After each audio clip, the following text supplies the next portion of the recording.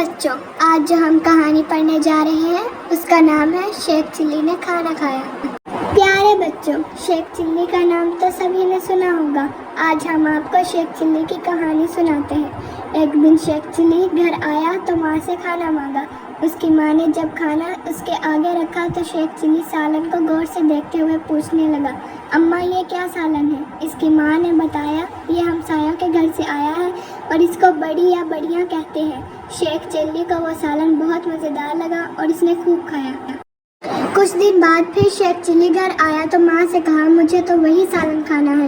اس کی ماں نے کہا، اب مجھ میں اتنی طاقت نہیں کہ دال پیسوں اور وہ بڑیا بنا سکوں۔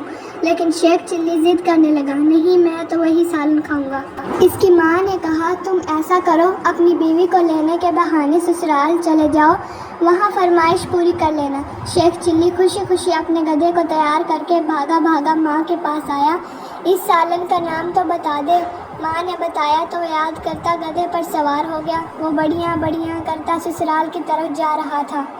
راستے میں چڑیاں پکڑنے والوں نے جال لگایا ہوا تھا۔ جب انہیں شیخ چلی کی آواز سنائی دی، بڑیاں بڑیاں، تو وہ سمجھے چڑیاں جال پھنس گئی ہیں۔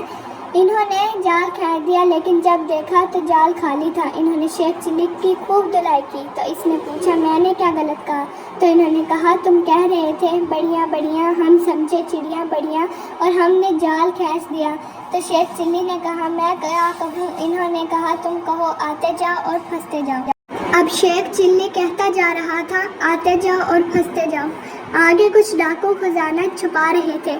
جب انہوں نے یہ سنا تو وہ ڈر گئے، لیکن جب انہوں نے شیخ چلی کو دیکھا تو پکڑ کر خوب دھلائی کی۔ شیخ چلی کہنے لگا، مجھ سے کیا غلطی ہو گئی؟ تو انہوں نے کہا، تم یہ کیوں کہہ رہے تھے، آتے جاؤ اور پھنستے جاؤ؟ اس طرح شیخ چلی جب سسرال پہنچا تو سالن کا نام بھول چکا تھا۔ اب سسرال والوں نے شیخ چلی کی خوب آؤ بھگت کی، مختلف طرح کے کھانے پکائے، لیکن شیخ چلی باضد تھا کہ میں تو وہی کھاؤں گا۔ اب اس کی بیوی اور اس ساس اس سے نام پوچھیں، کیا کھاؤ گے؟ تو وہ اس کو یاد نہیں۔ آخر شیخ چلی بھوکا ہی سو گیا۔ رات کو اسے بھوک لگی تو وہ باورچی خانے میں چلا گیا۔ وہاں اسے انڈا نظر آیا۔ وہ انڈا اٹھانے لگا تو برتن گر گیا، جس سے اس کی ساس کی آنکھ کھل گئی۔ شیخ چلی نے جلدی سے انڈا منہ میں ڈال لیا۔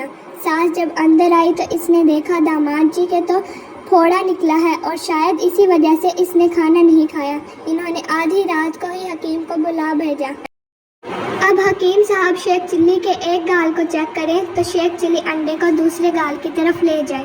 حکیم صاحب کہنے لگے، یہ تو لگتا ہے داماد صاحب کو بڑی خطرناک بیماری ہے۔ جیسے ہی حکیم صاحب نے بڑی کو کہا تو شیخ چلی کا سالن کا نام یاد آ گیا اور وہ انڈا نکال کر کہنے لگا، میں تو یہاں بڑی کا سالن کھانے آیا تھا۔ یہ سن کر سب ہنسنے لگے۔ اس کی بیوی اور ساس بڑی کا سالن تیار کرنے لگی۔ پیارے بچوں، یہ تھی آج کی ہماری کہانی۔